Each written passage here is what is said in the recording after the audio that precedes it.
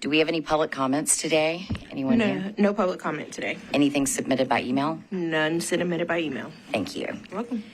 Okay, let's move on to item C, and that's approval of the minutes, and that will be for both February and April. So I'd ask everyone to take a minute, read through them in case you haven't already.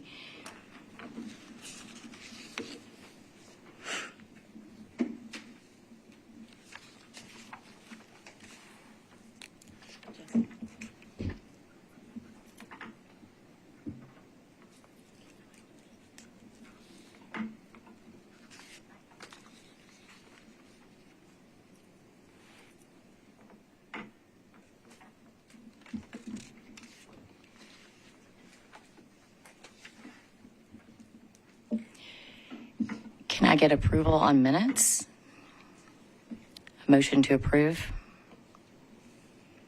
So moved. Second, please. I second that. Thank you. Okay, we are moving right along. Action items, starting with D. The first will be temporary art on Metro property. That's me. Good morning, everyone. Ann Leslie Owens, the Public Art Collections Manager. Today we have a temporary art on Metro property proposal to review. We do not frequently get these, and because many of you are new to the Public Art Committee, I want to give you a little bit of background. Additionally, the temporary art on Metro property guidelines were shared with you, so I hope you had a chance to look those over. The first thing to keep in mind is that these are not percent for public art funded projects. These are projects that come from the community and are proposed for a Metro owned location and are intended to be temporary. Metro Arts doesn't manage these projects or the Metro property for which they're proposed. It's the Nashville Department of Transportation or General Services or Parks that ultimately approves and manages these temporary art installations. When the departments we work with, share these with us or encourage the community members to submit a proposal, Metro Arts, I do an initial vetting of the project with that department's staff. And if between our two departments we determine that it's ready to move forward, then we bring it to you, the Public Art Committee. Our interest is in ensuring that the proposal meets the criteria and best practices per the guidelines, particularly these items, that professional artists are involved and they're paid for their work, very important, that there's a community engagement component, there is a maintenance plan and monies set aside for maintenance, and a designated individual or organization who will do that maintenance, as well as a plan for removal at the end of the lifespan of the project. So this is let me go back a bit. This is a project that continues to evolve. It started before I became a part of the process with a former director who worked with Public Works, and that then has been expanded as a way to assist parks who frequently get requests, and then shifted just last year when the Nashville Department of Transportation launched their tactical urbanism guidelines. The Tactical Urbanism Program now covers many of the kinds of requests that were coming through this review process, but they have staff, funding, permitting, and data collections that are all dedicated to the Tactical Urbanism Program. So now we, through an arrangement with NDOT, they are reviewing the projects on their own without the added time to come here through the Public Art Committee. So yeah, if you can go on to the next slide. Your role today is to consider this proposal, knowing that park staff has also reviewed. If you feel it meets the minimum criteria and it's ready to move forward, then approve with the understanding that final approval will come from the Parks Board. If you go to the next slide. So this proposal comes from the Nashville Tree Foundation. It is for a a project that is going to raise awareness for the emerald ash borer. You all, some of you, Campbell, you may recall, Commissioner West, you may recall that several years ago in 2001, the first phase of this project came before the Public Art Committee. The Nashville Tree Foundation is, of course, interested in educating people about the trees and the emerald ash borer, which is certainly a threat to many trees in the area. And so through this project of involving artists who would be creating sculpture in trees that would otherwise have to come down, this lets them serve as a temporary sculpture that, with signage, brings about public awareness of the emerald ash borer and what it's going to do to the landscape. So they have worked to identify an artist. That artist is local artist Brian Somerville, and this is the concept for a whimsical installation of two squirrel kingdoms connected by a bridge. Inhabited by a large snake. So they're proposing metal fiberglass, sculpting concrete and epoxy bolted to this tree. And you can see the artist illustration of that right there. And this is going to be, is proposed for Frederick Douglass Park in East Nashville. And so there you can see the actual tree that's being proposed. For the community engagement, the response in the proposal was this, to raise awareness for the loss of the emerald ash trees across the city due to this invasive emerald ash borer. And so they're partnering with an artist to turn a dying tree into a piece of art. The proposed name, Bridges Burned and Lesson Learned, is a fun and whimsical tree sculpture that carries a deeper meaning of unity versus division. So they are proposing this for 18 months. The artist, through their budget, will be responsible for maintenance, and the Nashville Tree Foundation will be responsible for removal.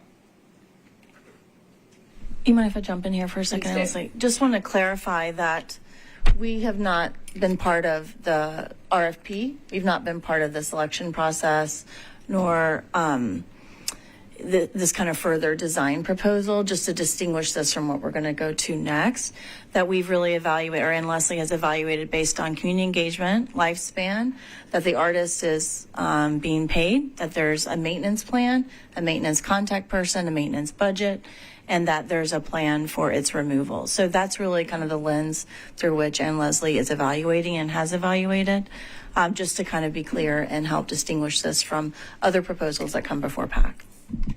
Thank you. So next slide, please. So the Metro Arts Collections Manager has reviewed the Nashville Tree Foundation's Emerald Ash Public Awareness Project proposal for Bridges Burned and Lessons Learned, and determined it meets the minimum criteria for temporary art on Metro property. The project still requires Metro Parks' review, approval, and development of terms and conditions, including but not limited to responsibilities for installation, fabrication, site design and preparation, insurance, maintenance, and permits.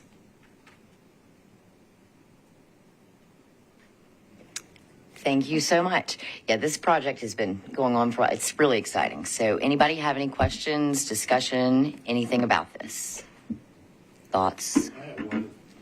Will the parameter be protected, or is just, people just walk up on it? That they'll be able to walk right up to it, yes, is what my understanding is. Now, will kids be tempted to climb this thing? Yeah, it doesn't look to me like it's one that could be climbed, but, I guess they could, as much as any tree at the park could be climbed. I suppose it could be, but I would hope that they have picked one that does have such a height limit that it would not encourage that. That's a good question. So Parks approves and then it moves forward. Right. So we are just seeing it first, the very initial vetting of it, and it will go to the Parks Board. Okay. Thank you. Any other questions and discussion? Yes. How long is it supposed to be on display as a temporary piece? 18 months. 18 months, okay. Okay. Just one more question. Right here. Yeah, thank you. What happens after all of this? The tree is demoed and the parts and things are just destroyed. And what happens to the park? What happens to that area, that space?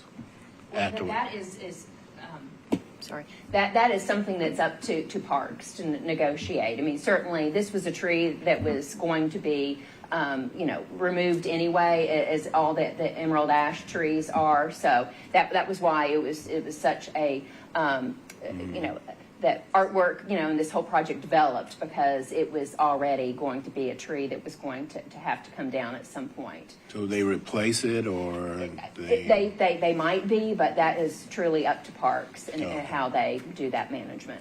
Okay. Thank you.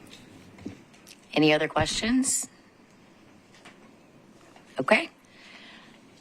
I'd like to move action item 1. I need a motion to approve Nashville Tree Foundation's Emerald Ash Public Awareness Project proposal, Bridges Burned and Lessons Learned, pending Metro Parks review and approval and Parks development of terms and conditions, including but not limited to responsibilities for installation, fabrication, site design, preparation, insurance, maintenance, and permits. Motion to approve? Thank you. Second? Second. Thank you. Motion moves forward. Thank y'all. Thank you, Ann Leslie. Thank you. Thanks, everyone. Thanks, Ann Leslie, for that first presentation. And thank you all for being here. We continue to appreciate your voluntary service and support for the arts and for public art in Nashville. So thanks again. We have 2 action items now that are design proposals for public artworks. You all will remember kind of RFPs and budget approval processes for these, and we've now entered the design phase for Omari Booker's proposal at Permanent Supportive Housing, which has now been named Strobel House. Each of you received his written narrative in your packet. Hopefully you've had time to review it. If not, let's just pause for a moment now so that you can review this written narrative.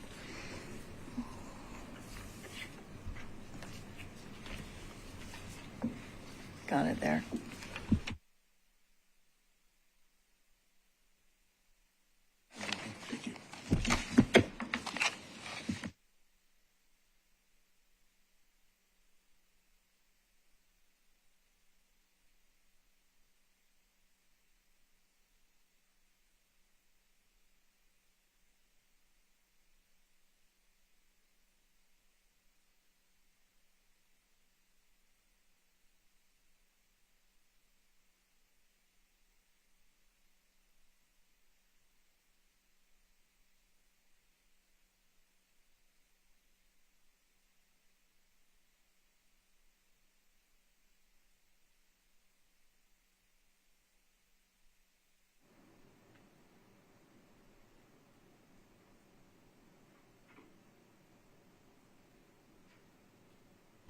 So before we get started on the specific proposal, just want to remind you a little bit of process. So we finalize the contract, and then our artists do community engagement, and that can kind of vary in what community engagement is. We work closely with the selected artist on planning that. This project is being managed by Jesse, and Jesse and I have been working with Omari on this proposal. Omari's proposal is really influenced by community engagement, and I think one thing that's exciting about today's meeting is we have 2 very different approaches to design. We've had different approaches to community engagement, which shows the variety of ways that we work with artists in Nashville. So if we can go to the next slide.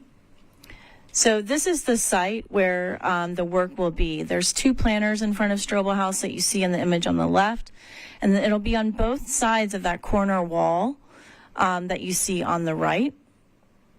Go ahead, Jesse. So Amari's proposal has been painted, which I think is really beautiful in watercolor. I've circled the section of the wall in the upper left where this drawing, which will become sculptural and three-dimensional on the actual wall, will be. So Omari's been working closely with artists at Daybreak Arts and Room in the Inn and has gotten to know Mr. Strobel's family. He learned that some of the artists he was working with also worked with Father Strobel. There was that direct connection. He wants to include a portrait of Father Strobel sitting in a garden. He's using the kind of natural disappearing line of that left corner of wall to let the landscape be receding, which I think is really beautiful formally. He wants to use a garden that contains flowers, fruits, and vegetables, and those will be displayed sculpturally and sculpted. He's working with masons and sculptors that are local. Next slide, Jesse. And part of the reason that, actually go back one second, part of the reason he's doing that, and that's in the proposal, is how much that this kind of scene of garden, of lushness, of fruits and vegetables and landscape really speaks to abundance and prosperity and opportunity. And this idea of being outdoors and being outdoors in a safe and welcoming space versus what is some of the experience of the unhoused population in Nashville, which is the outdoors becomes a site of vulnerability, of exposure. And so really just starting to think about changing that relationship to the outdoors. And this came directly from some of the participants he worked with at Daybreak Art and Room in the Inn. So I think this is, and we've already presented this to Office of Homeless Services, and we heard from them as well that they think this is a really poetic representation and metaphor of abundance and prosperity. Next slide, Jesse. So on the sidewall connecting from the corner that you see to the CSX overpass that's kind of beyond those trees in that image, I'll just quote Omari here. I will paint a scene looking out a window from the inside of a home. He was inspired by the words, and this is also in this written proposal that you have, of Miss A.M. Hassan, who was an artist that he worked with in the community engagement, who said, home is having a window to look out of. And this is, again, kind of an elaboration of that so much of being unhoused is being in nature, rain, cold, intense heat. And that Strobel House is giving residents the opportunity to experience nature without the vulnerability. And so this is the other side part of that wall, which you can see in the drawing. This is the wall closer to the CSX. He's also included artwork in the painting of the home. This image, actually go back one, Jesse, for me. If you look at the bottom of that wall, you see that there's the bottom half of that wall in the corner is dimensional. There's historic stone there. So we've decided to just do 2D above that wall and let the dimension on that wall be from that existing stone. So go to the next image again, Jesse. Thank you. So the artwork in the home references my own paintings, as well as a painting of the ingredients for a peanut butter and jelly sandwich. So the story of the sandwich is inspired by a sculpture from Room in the Inn and Father Strobel's perspective on giving. When someone holds out a sandwich to give it, the giver and the receiver become equal. And that this figure of the sandwich represents every man, woman, and child whose heart is moved to share. For in the sharing of gifts, time, and talents, relationships are formed, nurtured, and grown. When there is such sharing, equality emerges among us. One becomes both the giver and the receiver. And as the figure suggests, it's impossible to tell the difference. Next slide, Jesse. So in the planters, these really huge planters, we've always had a plan that there would be some three-dimensional aspect to them. As Omari here, all of his text is in quotations. The planters are another space where nature, growth, and development will be incorporated. It'll be the site of a three-dimensional sculpture where he makes work about the transition from caterpillar to butterfly. The idea of transformation was repeatedly brought up in the community engagement that Omari did at Daybreak, and that the symbol of that the butterfly emerged as a symbol of beauty and transformation. He specifically wants to make these works out of reused materials. And so he'll work with some artists in Nashville. We actually have quite a few artists in Nashville who are very skilled in reuse. And he will be working with them as subcontractors and mentors to create objects in the planters through the reused materials. He heard from many people that experiencing homeless, they often felt that they were unseen and unappreciated, and he wants to speak to the transformation of using discarded materials to create something beautiful in front of the building. He also quotes Maj, I hope I'm pronouncing that right, M-A-J, a Daybreak artist who uses cardboard consistently as a metaphor for saying, I've been through nothing, and when I had nothing, I still had art. Next slide, Jesse. This is the budget where he has broken down the three main areas of the work. This includes subcontractors, installation, fabrication, our design and structural drawings, which are required, the materials, transportation of artwork, and the artist's fee, overhead, and contingency, which is at 20% here.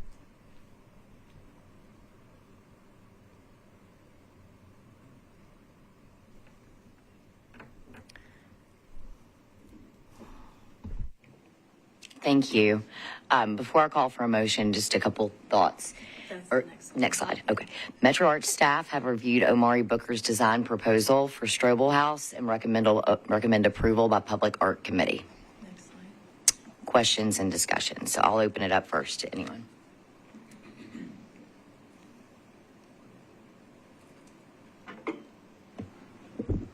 I think just in terms of the design, all the fabricated parts, I'm just curious as to how they'll be. Are they going to be attached to the wall, placed along the grounds? On the wall, they're going to be structurally adhered where they cannot be removed. He'll be working with a stonemason and sculptor because that's a concrete wall, and he'll be, I'm not sure quite what he'll fabricate them out of, but they will be safely adhered so they can't be removed.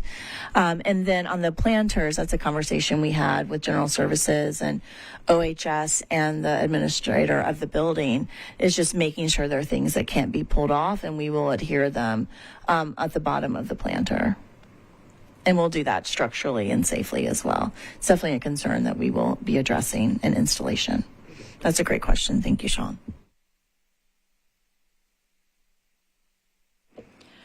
I just want to say, I think that this particular project is incredibly special.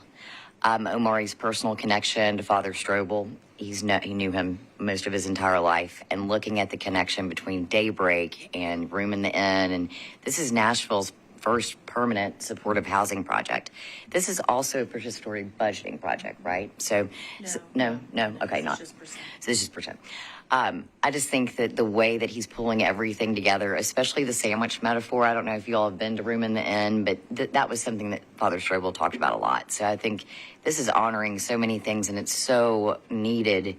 And the metaphor of looking out and looking in. My mom worked with the homeless community, and I work with Room in the Inn as a volunteer, and this is really going to change things. So I appreciate all of Omari's thoughtfulness that went into this, and that's my thoughts. In terms of long-term maintenance of it, you're dealing with paint, and you're dealing with found materials and what have you. Some things, I have a bottle tree in my yard, and winter is not kind. So how would y'all arrange just maintenance and upkeep or replacement of materials or images that might need, Yeah, that's a great question. And one thing that we do with each proposal is Ann Leslie is our collections manager. So she's involved at the beginning of every project with a lens towards maintenance and materials. Anytime we have paint that needs to be, with any public art project, when it needs to be refreshed or repaired, we always go to the artist first and offer that as an option. And Leslie, do you want to speak some more to our maintenance processes? Well, certainly. So, there may be coatings that will require, we'll certainly be, having further discussions to make sure that this is going to be as long-term and as maintenance-free as possible. But if and when maintenance is required, and it, so frequently, is with public art projects. We do have 4% funds that we request from council, and so those funds allow for us to do the routine kind of maintenance and any of the refreshing that Jessica mentioned. So we do have funds available for that. And we are already in conversation with like General Services, and Omari. Omari is an expert on working on this kind of wall, actually. So it's a great partnership. But making sure that the concrete can breathe, that anything adhered water doesn't get caught behind it, things like that. So we are already addressing those what ifs at the beginning of the process. I'm just curious, what side of the building is this on, north, south, east, west? Can you go back to, and Leslie, do you know what side of the building it's on? It's facing south, no? Facing south. Yeah. The first image, Jesse? Yeah. So this is facing south, and that side is in the shade facing east. So the side with the stone is facing the river. What is on it now? Right now, the wall that you see that's lighter in color is a new wall, and it's just waiting for Omari. And we have installed lights to uplight it. The wall to the side, the upper part of that wall will have to be prepped. The bottom wall is historical stone that we are leaving and protecting. So those are vines or something? That's just Debris, dirt? dirt. That wall just needs to be cleaned. It's had so much construction, and yeah, we'll prep that wall. And then will that tree be saved, or? We have no intention of removing any trees in the project. That's a good point, Carlton, is that they're both going to be sun facing. Yeah. So Yeah. Omari is very, very versed in this, but I had the same thought. I was like, but because it will both fade, but he'll, yeah. Great questions, Carlton.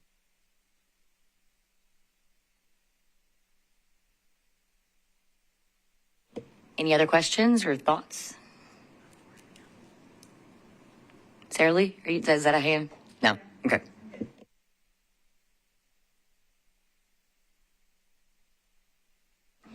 Okay, I'd like to entertain a motion to approve Omari Booker's design proposal for Strobel House public artwork.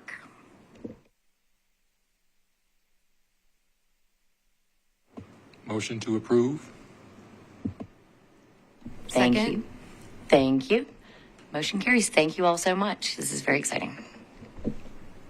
And thank you, Jessica. And thank you, Jesse. Yeah. Thank you all.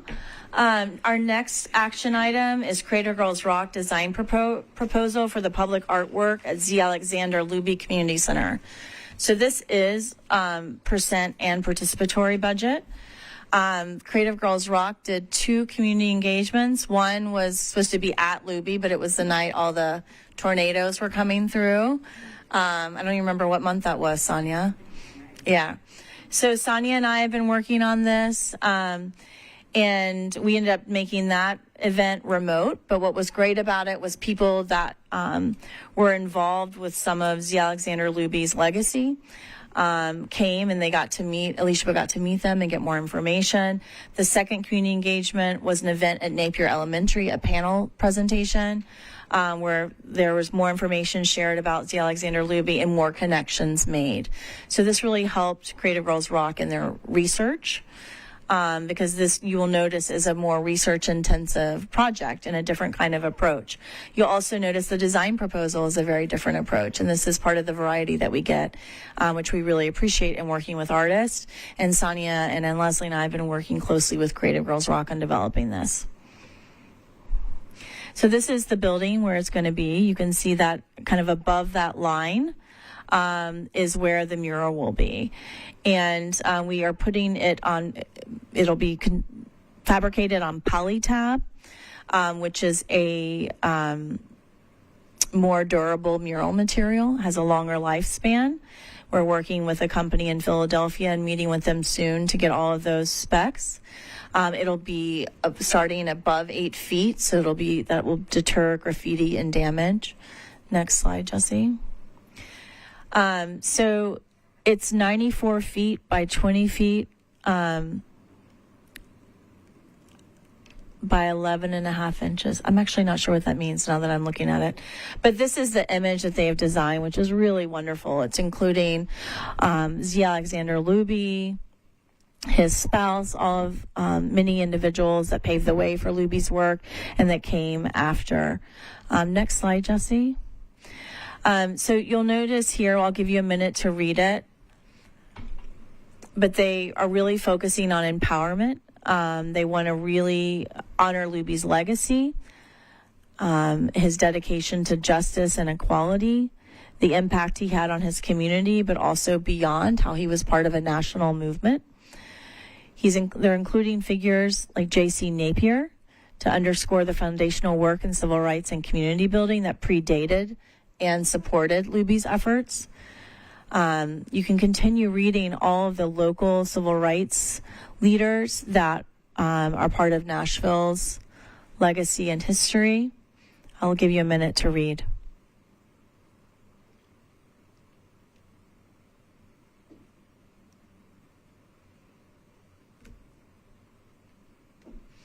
At the end, you'll notice that including Grafta Luby acknowledges personal connections and shared struggles within the civil rights community, emphasizing the interconnectedness of the leaders' efforts.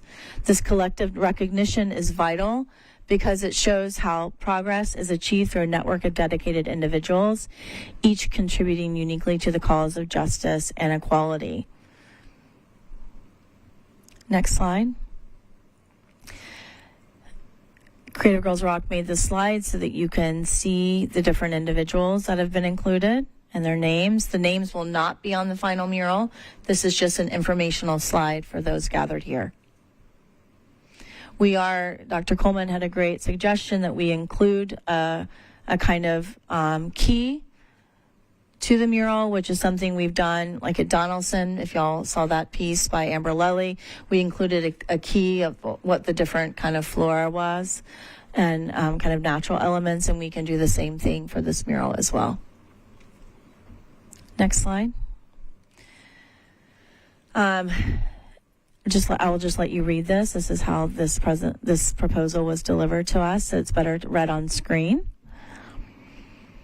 But including Lady Justice, the mural visibly connects Luby's enduring commitment to the principles of justice, fairness, and equality. It serves as a powerful reminder of his legacy and the ongoing struggle for civil rights, inspiring future generations and to continue the pursuit of justice that he so fervently championed. The Omega Psi Phi fraternity logo is included, representing his efforts in establishing 14 new chapters during World War II, and that he was a proud member of that organization. The No I-40 represents his fight to stop the interstate from destroying North Nashville. It shows a picture of him in a courtroom, speaking to his professional life. Next slide. And it includes the words education, justice, community, and equality, which are 4 themes that Creative Girls Rock felt emerged from their research and the community engagement. And they have expanded on these 4 terms here. I'll give you a moment to read this.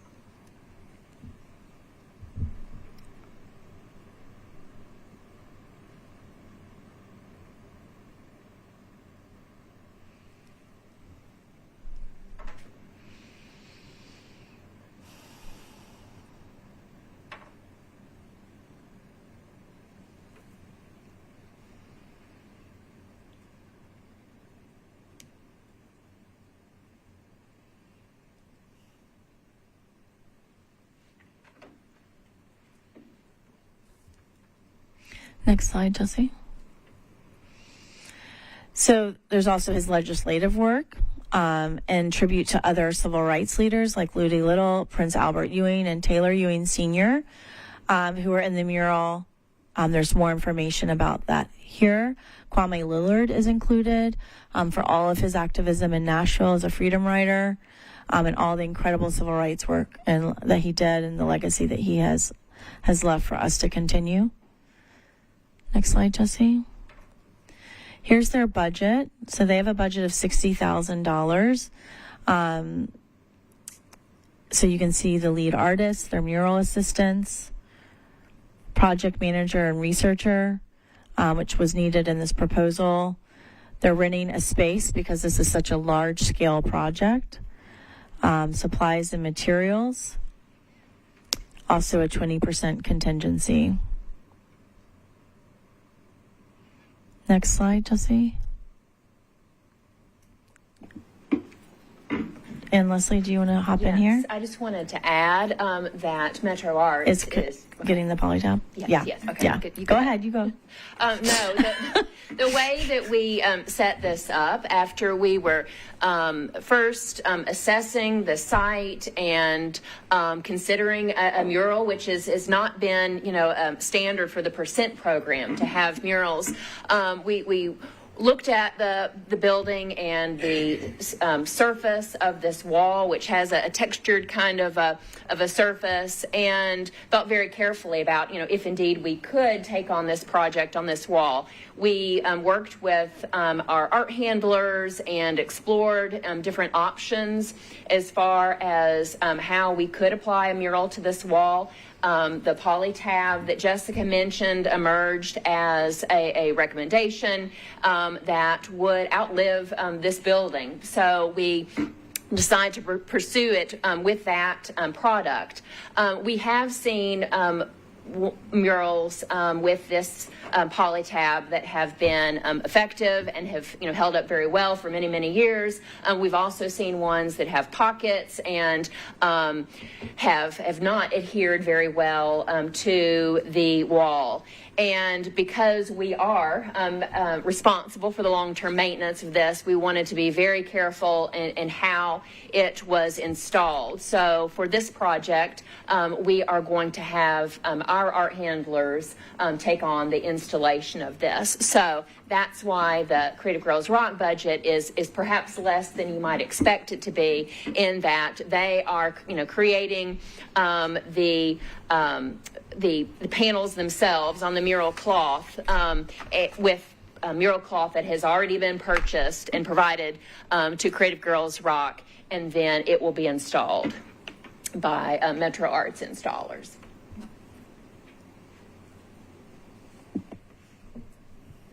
Call for a motion. Metro Arts staff have reviewed Creative Girls Rock's design proposal for Z. Alexander Luby Community Center and recommend approval for Public Art Committee. Motion to approve. Second. One sec.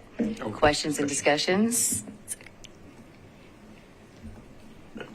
I think I just have the space below it. The reasoning that you said you're not doing anything there because of the potential vandalization of it or something like that. I think the fact that nothing is done there might increase that opportunity. Is there something can be done below it to be part of the mural and secure? All things are possible, but the thing is that I think if it's nothing done, I think that gives reason to do something. Yeah. Yeah, Jesse, would you go back to the image of the building, please?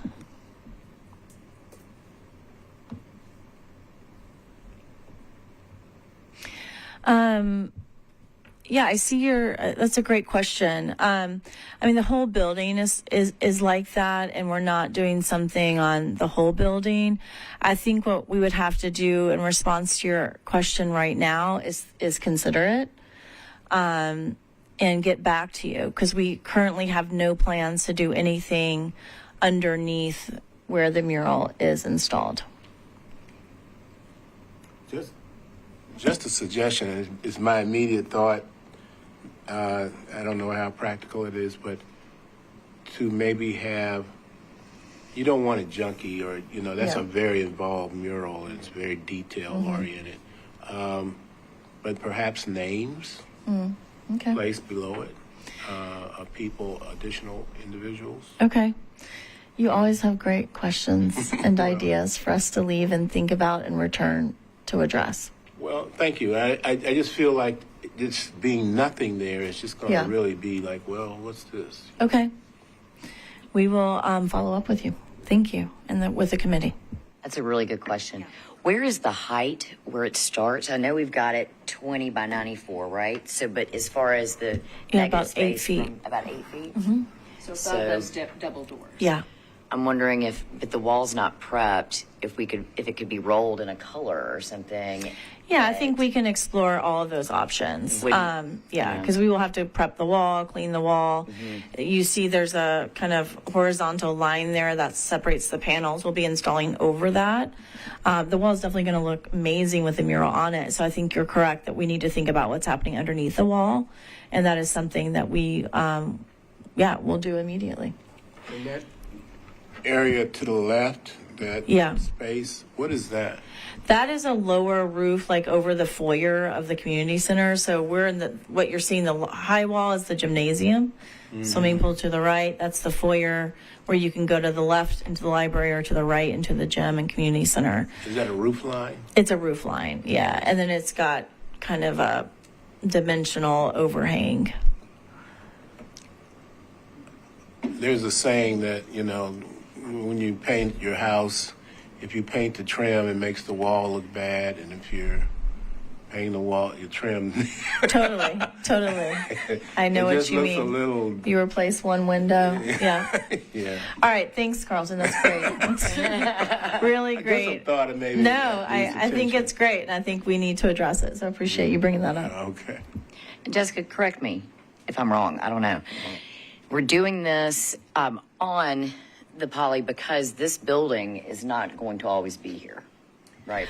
I mean, I can't speak for Metro and their Yeah. buildings, but yeah, I think it could last longer than the building is expected to last. So it can be moved if they do No, I don't think we plan on moving it, but I think it will still meet kind of the lifespan of our percent projects. Yeah. And thank you. And great, Carl. Excellent questions. Well, I'm familiar with the building to some degree. I know where that parking area is. And I would assume that's facing, is there a lot of sun on that wall? Let me orient. It is. There is. It's coming from another direction, but I live in that area, so there is a lot of sun that comes from that way. Yeah. Okay. In thinking about, just in thinking about what's below, I wanted to go back and remember that wonderful idea that you had, Paulette had, about incorporating the key so that we can remember or recognize who every person represented is. And with that key, I think it would be nice to have like a little text to make sure that we have that. And I know that that's what you did at the library. At Donaldson, but yeah. I really appreciate that, and really Yeah. hope that that's something you guys really do. Yeah. Thank you. And we actually did that at the Civil Rights Inspired Public Art Witness Walls. Has signage that, because the photographs used as they are translated into the graphic concrete, they don't look exactly like the photographs. So we have the images on the plaque and that informational signage that helps you to see that original photograph from which the artist drew his inspiration. My thought is that also that who's going to see this mostly, because that's facing the side of the building, if I'm not mistaken. And so those who are coming in for the plays, the programming, the library, so a lot of local community, immediate local community. And I think it would be good to have those keys or some kind of, to just remind those individuals, particularly children, who these people are. Yeah, we certainly intend, because we always put up plaques that name the artists and give other information, like we've mentioned. So that is definitely in the plan. Yeah.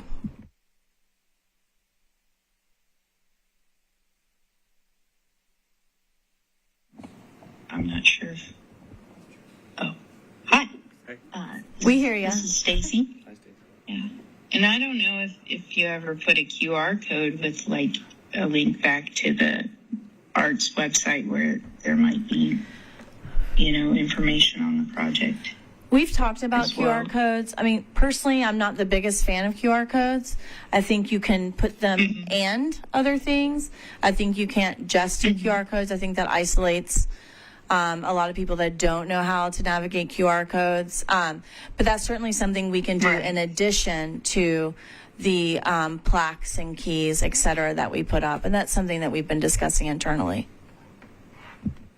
That could be a brochure, right? Yeah, we've talked about having a key that's in paper or that's laminated at the community center or the library. So that's also a possibility. That's nice. Yeah, I mean, there may be more background that you could use at a link, even though some people wouldn't be able to access that via the QR code, but perhaps, it could say, on the Metro Arts website, you can find out more. Yeah, no, I think But that's a then, great you know, idea. That's a great idea, Stacy. And QR codes are great ideas. I just think they always need to be done in addition to material that can be read on paper or read on a wall. We're doing Braille in some libraries and other languages in some libraries. So really thinking about how to make all of our informational assets as accessible as possible. And is that included in the budget, the plaque? Plaques are something Signage, that, yeah, that's included in our budget for what we provide in artworks. So, yes. Okay. Thank you for that question, Stacy, and that idea.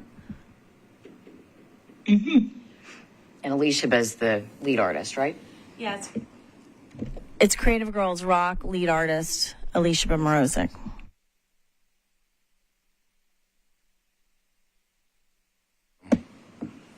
It's concrete to concrete between the sidewalk and the wall, right? I'm sorry, what's your question? It's concrete to concrete. Well, there's panels actually affixed to the side of the building. And we met with Parks and actually really got on the roof, really looked at the panels, tried to see what was behind them. Is that what you're asking? No, the space, There's no grass or no Oh, green I see. space, Yes, no. the sidewalk meets the building. Yes. Yeah, because I know that adds a whole lot of money to it, but just maybe low-lying greenery in that space might, At the sidewalk. yeah. But the allow- sidewalk meets the building flush there, so the only way to do that would be like large planters or something like that. Or planters, yeah. But you need that for yeah. functionality, right? We would have to, that would be a conversation we'd have to engage in with the people administering the site and with Parks. Yeah, but I see your point. That would make the space more lovely for sure. And this is also like a Google Street View photograph, so yeah.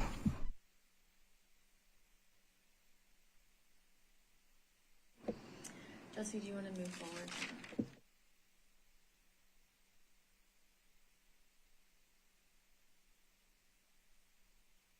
Keep going.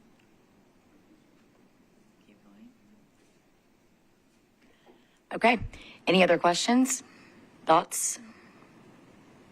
I think that the intentionality of this is incredibly great, especially like the no I-40, like all of it just really brings in so much. And there's still a lot of family of a lot of the civil rights here in town. And so I think that that's going to be really special for the dedication as well. So I'd like to entertain a motion to approve Creative Girls Rock's design proposal for Z. Alexander Luby Community Center public artwork. Motion to approve. Thank you. A second. Second. Thank you, Carlton. Thank you, Sarah Lee. Motion approved. Thanks, everyone. We're just going to go into some updates and discussion. So the first thing we'd like to discuss on the agenda is temporary art on Metro property process. So this is something, obviously, we just approved one of these requests. You guys were given temporary art guidelines. So these guidelines were created as a way for there to be a structure for Metro Arts to review temporary art proposals on Metro property brought by any number of our agency partners. You can read in these guidelines the purpose, you can read what the commission will do, the staff will do, what the review process is. We're not going to go too in-depth today. We want to start a conversation that we'd like to have more in-depth at the next time that we convene, because we would like to recommend, public arts staff would like to recommend that we remove the review process for art, temporary art on Metro property. We'd like to recommend that for a couple of reasons. One is that it is not required. It's just something that's offered. It's inconsistently used. We're also noticing that it creates confusion for our Metro partners. They aren't sure if it's required and mandatory or if it's something we just offer. We also don't have enough input in the process for us to feel like we are thoroughly reviewing it. And we do not want to put the onus of providing us with more input or involving us more either on our Metro partners or on our current staff. So in lieu of this temporary art on Metro property review, we would like to create a one-sheeter of best practices, which is basically what we do anyway when we review it. Those best practices were also what we developed with NDOT to create technical urbanism guidelines, which you guys will remember from a meeting maybe 6 or 7 months ago. But we would like to, our best practices that we primarily use when reviewing this is, have you selected an artist? Are you paying the artist fairly? Have you worked, in concert with your partners? Was there community engagement? So the community is involved in the creation of this work, not always physically in the creation, but they have been made aware. They've been given the opportunity for input or updates. Is there a maintenance plan? We don't want work that gets made and then kind of left to deteriorate. So does the partner have a maintenance plan, a maintenance budget, a maintenance contact person? Is there a removal plan? We can offer all of that in a best practices guideline or advice or sheet, whatever. It doesn't necessarily need to be this review process where people submit to us voluntarily and yet inconsistently for our review. So we just want to put that out there. You guys received a copy of the guidelines. If you will please review them before the next meeting. Public arts staff would appreciate a more thorough conversation about this with you all. And so that's just want to put the question out to you and ask that you review that for the next meeting. Are there any questions about that? So again, our primary concern is the confusion that it's creating with our partners, that it's being inconsistently used, and that we are giving such a kind of at the very end, sort of a stamp. And we could do that in better ways by actually offering some best practices that they could be looking at from the beginning.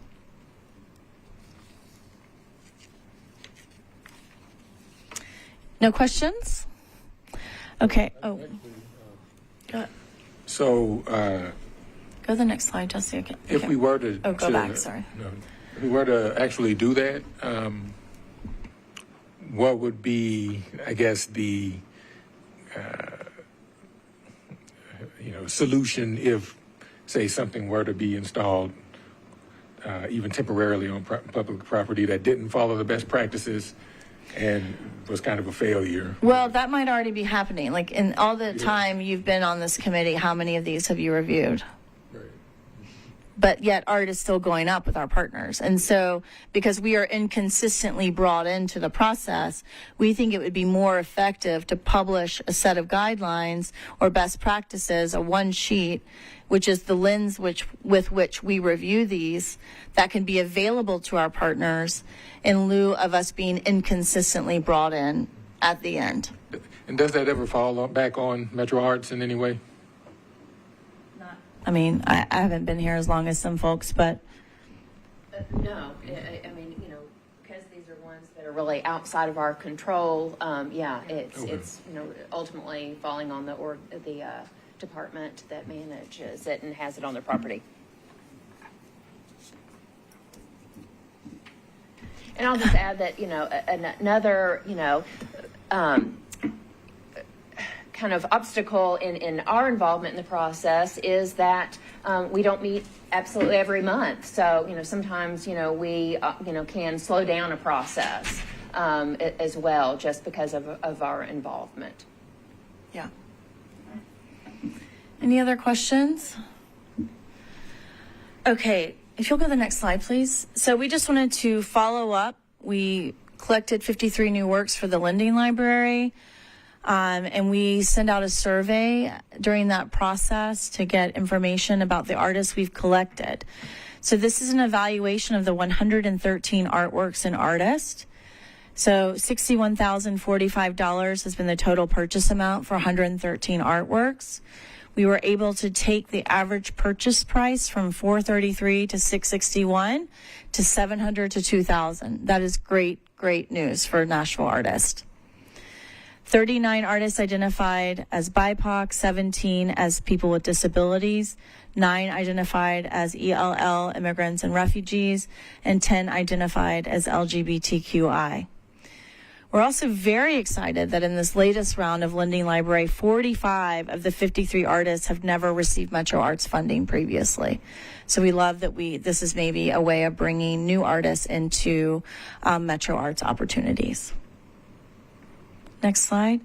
We got great recent press. So Darren Jackson, our collections manager, is here. She's done excellent work for us. What did I say? Collections, sorry. Communications manager has done a great job getting us press for all of our work since she's been here. So these are some of the recent headlines about the exhibition. For those of you who are not at the exhibition, it is up until the 16th. We are taking it down starting at 3 or 4 p.m., so get there before then. Next slide, Jesse. Oh, it's stuck. Okay. We'll show you an image of the exhibition. Go back. Yeah. It's really a great evening. The show looks beautiful in the mezzanine gallery space. Next slide, Jesse. So, also, can you hit play on that if it'll go? Just so you can see the update for Fairgrounds. Attilio Murga has been working on that. Sonia Osei has been helping. We are just at the very end of this project, which is exciting. It's been a long project. And this slide also to remind you that you have a current update on public art projects in your Public Art Committee report. And stay tuned for news about when this will formally open. Next slide.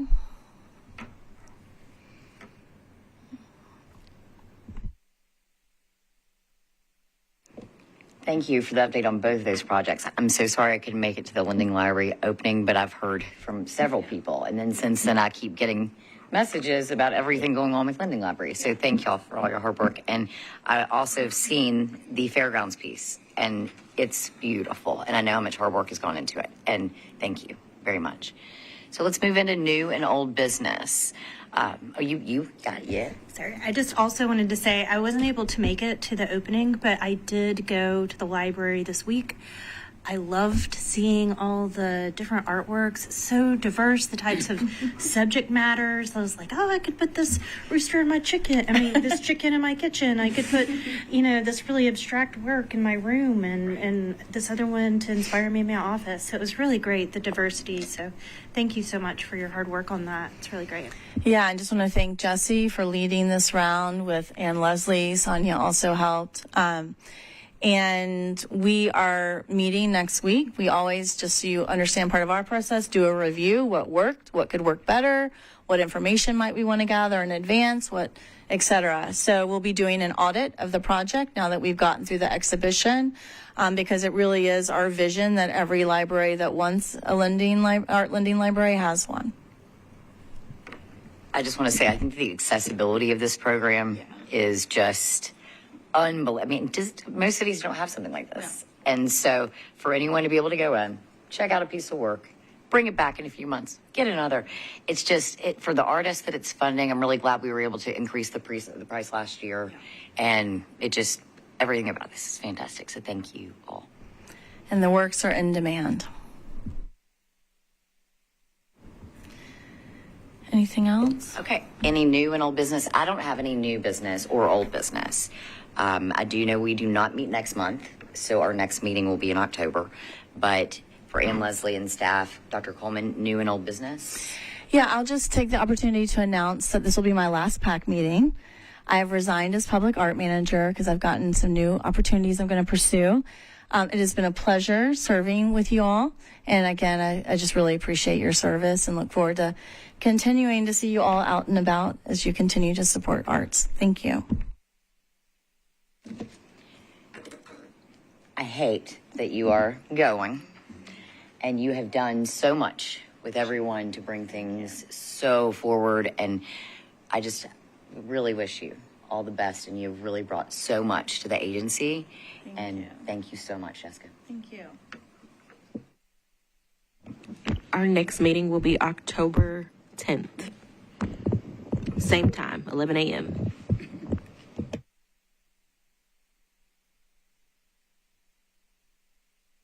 Thank you. Motion to adjourn?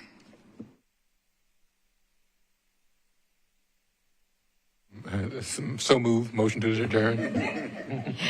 Thank you. Motion is accepted.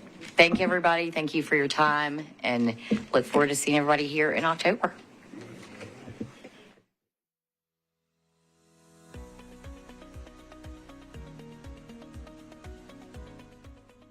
This has been a service of the Metro Nashville Network.